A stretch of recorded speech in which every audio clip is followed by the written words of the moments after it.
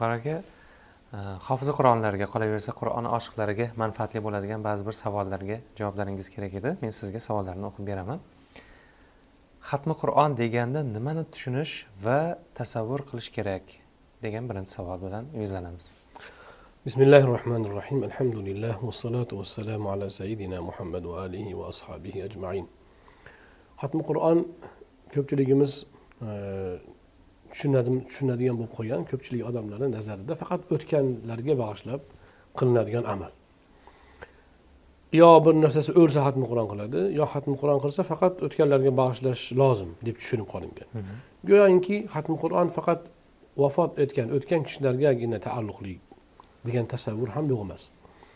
To'g'ri, diniy bilimdan xabardor odamlarimiz kengroq tushunchaga egalar, lekin mana bu xatmi Qur'onni faqat o'tganlargagina bog'lab tushunish, bu demak ko'pchilikning orasida kengroq yoyilgan. To'g'ri, xatmi Qur'on albatta o'tganlarimizga bag'ishlanadi, uni savoblaridan albatta umidvorlik juda yuqori. Lekin biz bilishimiz kerak, xatmi Qur'on avvalo tiriklar uchun kerak.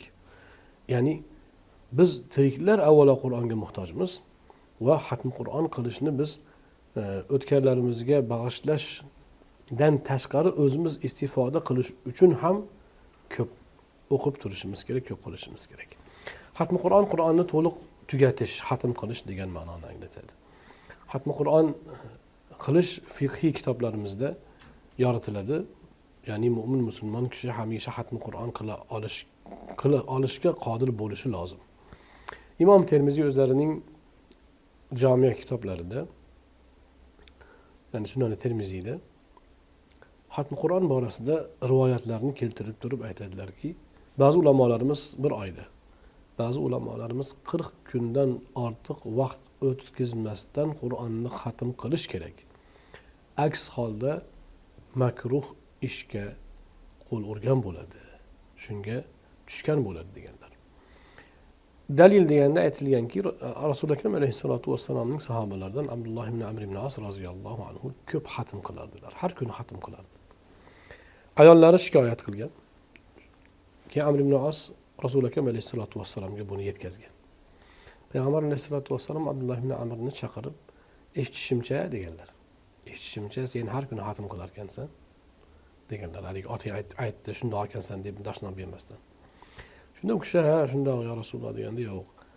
Senda ahlingning ham haqqi bor, ha? Jismingning ham haqqi bor. Shuning uchun bir oyda bir xatm qil" deganlar. U kishi undan ko'piga qodirman degan, xullas 3 kunda xatm qilishga to'xtagan gap va undan kam, undan tez qilma deganlar. Lekin mana shu rivoyatlardan birida 40 kun degan rivoyat ham bor ekan. Ya'ni birinchi 40 kun deganlar. Undan ham ko'piga qodirman deganda bir oyda qil deganlar. Va shu zaylda 10 kunda qil, 15 kunda qil, 10 kunda qil, bir haftada qil, 3 kunda qil deganlar.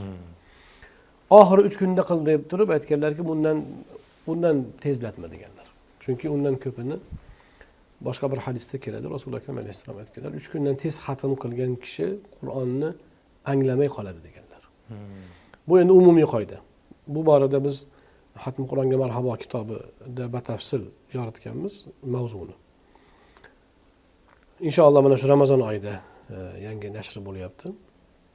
Hozir qisqacha aytsam, xullas Xatm Qur'onni ulamolarimiz aytganlarki, Imom Termiziyning naqllarida loaqal 40 kunda yoki bir oyda bir marotaba demak o'qib yetkazib turish lozim. Hanafiy fuqaholarimiz so'zlariga ko'ra yo'l biroz kengroq. Olamgiriyada aytiladi. Bir yilda bir marta Qur'onni xatm qilgan kishi Qur'onni hajr qilganlik gunohidan omonda bo'ladi deganlar. Lekin bir yilda bir marta ham xatm qilmasa, unda Qur'onni hajr qilganlar qatoriga tushib qoladi. Qur'onni hajr qilish bu gunohlardan hisoblanadi. Og'ir gunohlardan. Alloh Qur'oni Karimda وقال الرسول يا رب إن قوم اتخذوا هذا القرآن مهجورا. Payg'ambar iltijo qildi. Ya Rob, meni qavmim Qur'onni hajr qildi. Ya'ni tark etdi, undan yuz o'girdi. deb shikoyat qilganini va oyatning davomida ana shunday payg'ambarlarga demak ters bo'lgan kishilar har bir qavmda borligini Alloh subhanahu va taolo bayon qiladi. Oyatning oqimi juda ham bir tahdidli. Shundan ulamolar aytadilarki, demak Qur'onni hajr qilish bu gunoh hisoblanadi. Xususan iymon keltirmaslik eng og'ir hajr. O'qimaslik ham, lekin o'sha hajrning bir turi hisoblanadi. Shuning uchun ulamolarimiz, fuqaholarimiz aytadilarki, olamgiriyada keladi. Bir yilda bir marta xatm qilib tursa kishi loaqal. O'sha hajr qildi Qur'onni degan, ya'ni Qur'onni qiroatini hajr qildi. Iymoni bor, unga amal qilayotgandir balki, lekin qiroatini hajr qilish ham alohida hajr sifatida qoralanadi. Mana shu Qur'onni hajr qildi degan, demak tahdiddan u qutulgan bo'ladi, agar bir yilda bir marta xatm qilsa deganlar.